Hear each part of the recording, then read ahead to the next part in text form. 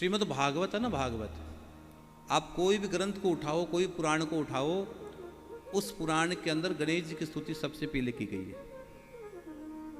कोई भी ग्रंथ को उठाओ, सबसे पहले किसकी पूजा होती है? बोलो ना, गणेश जी भगवान की पूजा होती है। लेकिन भागवत जी ऐसा महापुराण है, इसमें गणेश जी का कोई जिक्र नहीं किया गया। और गणेश जी की पूजा के बगैर कोई काम पूरा हो जाए, ऐसे कैसे हो सकता है? भागवत में लिख दिया ना श्री कृष्णाय वयम नुम, यहां तो कृष्णाय वयम नुम लिख दिया।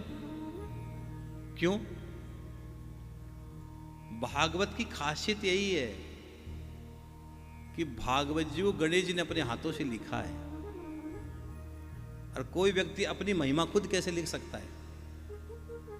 भाई कोई नेता भी होता है, 2-4 लोगों को रखता है, नेताजी की जय हो, जय हो। हाँ, कोई बड़ा आदमी थी, 5-10 लोगों को साथ रखता है, वो नेताजी को 5-10 लोग खुद नहीं बोलता मेरी जय हो, उनके साथ वाले लोग बोलते भाई जय हो, जय हो, जय हो। नेताजी बोलते, नेताजी नहीं बोलते। तो गणेश जी भगवान ने स्वयं भागवत लिखी है, तो इसे गणेश जी कैसे कह दे श्री गणेशाय नमः? गणेश जी कैसे लिख दे श्री गणेशाय नमः? बताओ। और भागवत लिखी कहां गई है? भागवत तो बद्रिकाश्रम में लिखी गई है, बद्रीनाथ, जहां व्यास जी का आश्रम है। और व्यास जी का आश्रम का नाम है सम्यप्रास। सम्यप्रास आश्रम में है व्यास जी का। और कौन सी जगह है? सरस्वती नदी का पश्चिम तट है। कौन सा तट है? सरस्वती नदी के पश्चिम तट पर भागवत लिखी गई है। और गणेश जी ने लिखी और व्यास जी ने बोली है। और एक शरत पर भागवत लिखी गई है। गणेश जी से कहा व्यास जी ने कि भगवान एक काम कर दो, क्या? भागवत लिख दो आप, इसकी महिमा और हो जाएगी। गणेश जी लिख दे, उसकी महिमा तो भी इसकी महिमा और बढ़ जाएगी। अगर कोई बड़ा महापुरुष का तुम्हें और आशीर्वाद मिल जाए, तुम्हारे जीवन में और निखार आ जाता है, तो तुम महिमा और बढ़ जाएगी। इसलिए हाथ जोड़कर कहा, गणेश जी महाराज आप भागवत लिख दो ना। अब भागवत की जब चर्चा है कि भागवत लिख दो, तो व्यास जी ने कह दिया कि गणेश जी ऐसी कृपा कर दो, हे गणेश जी ऐसी कृपा कर दो। तो गणेश जी ने कहा मैं लिख तो दूंगा, लेकिन एक क्षण के लिए मैं रुकूंगा नहीं। आपने देखा उंदर होता ना, उंदर, चूहा, वो सारे दिन घूमता ही रहता है, वो रुकता नहीं है। एक क्षण के लिए वो आराम नहीं करता। आपने उंदर को भी सोते हुए देखा है?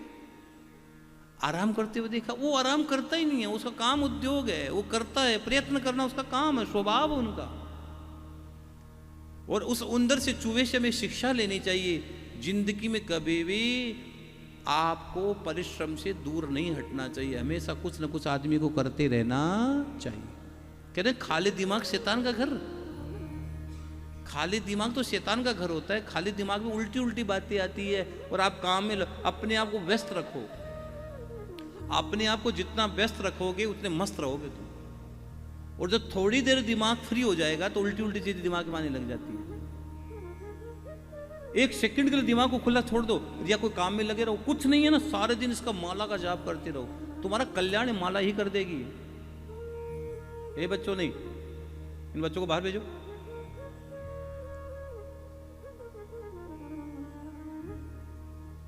इनको अलग अलग बैठाओ, एक तो उधर बैठ जा, पीछे बैठ जा, अलग अलग बैठ जाओ, एक को पीछे बैठाओ। पंडित जी इनको बच्चों को बाहर भेजो, इनके कान काटो दोनों के। रहने दो, आज छोड़ दो, आज कान मत काटना, कल काटना। हाँ? हमारे पंडित जी कान काटने में होशियार है, तुरंत कान काट लेते।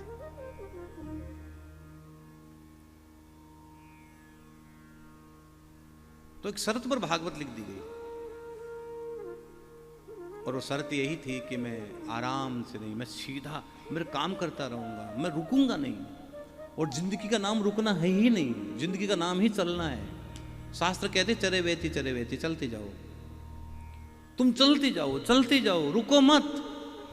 ठहर गए तो ठहर गए। इसलिए न तो भजन में रुकना है, न कथा सुनने के लिए अपने आप को हर समय रुको मत, सुनते जाओ सुनते जाओ, और भव पार होते जाओ, भव पार होते जाओ, भव पार होते जाओ। लेकर नाम तेरा हो गए भव से पार, लेकर नाम तेरा हो गए भव से पार, लेकर नाम तेरा हो गए भव से पार।